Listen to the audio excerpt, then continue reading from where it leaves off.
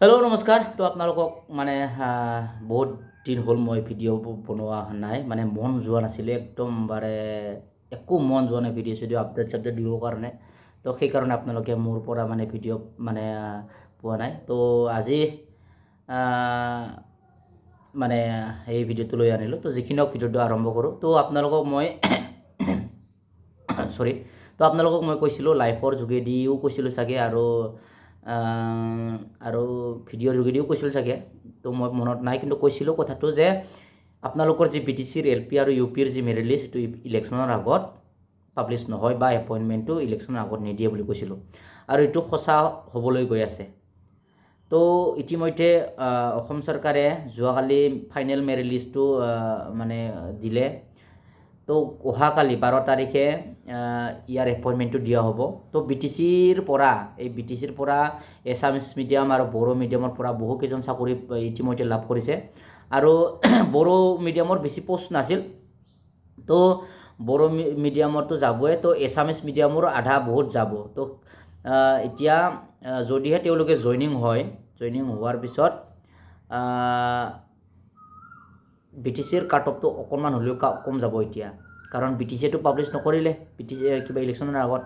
আৰু কৈছিলে মানে আমাৰ EM তন্ন মহাশয় ছাৰ ডাঙৰীয়াই কৈছিলে যে এই UPPLৰ ইলেকশ্যনৰ টাইমত, এই যোৱাবাৰ মানে BTC ইলেকশ্যনৰ টাইমত যি ঘটনা হৈছিল ইলেকশ্যনৰ আগত, যি মানে এক্সাম মানে চাকৰি বাকৰি দিয়াৰ ফলত UPPLক মানে ভোট নিদিলে, সেইকাৰণে কিবা বিসংগতি থাকিব পাৰে, ঘটলা থাকিব পাৰে। সেইকাৰণে তেওঁলোকে কিবা এছেম্বলিৰ ইলেকশ্যনৰ আগত মেৰিট লিষ্টটো দিব মানে নিদিলে। যদিহে মানে বিসংগতিটো মানে ওলাই যায়, হয়নে নহয়, অভিয়াছলি মানে BPF ভোট নিদিব না। এতিয়া আপোনালোকৰ কথা, এতিয়া ইলেকশ্যনৰ আপোনালোকে BPFক ভোট দিয়ে না, UPPLক দিয়ে না, BJPক দিয়ে, এইটো আপোনালোকৰ কথা। আৰু তো এতিয়া মেৰিট লিষ্ট মানে ইলেকশ্যনৰ আগত নিদিয়ে, এইটো খাটাং হৈ গ'ল, 100% কনফাৰ্ম। আৰু মই সেইদিনা এজন মানুহ পৰা গম পাইছিলোঁ যে স্ক্ৰুটিনি কমিটিৰ মেম্বাৰ এজনক সুধিছিলোঁ, মানে তেওঁতো পূৰা কৈ দিছে ইলেকশ্যনৰ আগত নহ'ব বুলি কৈছে।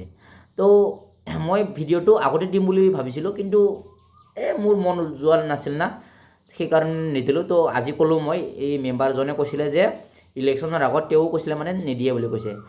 তো আপোনালোকৰ এতিয়া পূৰা ইলেকশ্যনৰ পিছতহে আপোনালোকৰ এপইণ্টমেণ্টটো হ'ব বা মেৰিট লিষ্টটো হ'ব।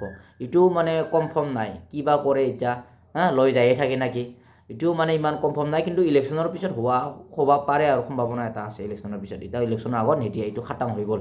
এতিয়া আপোনালোকে BTCটো ৰখি থাকি লাভ নাই।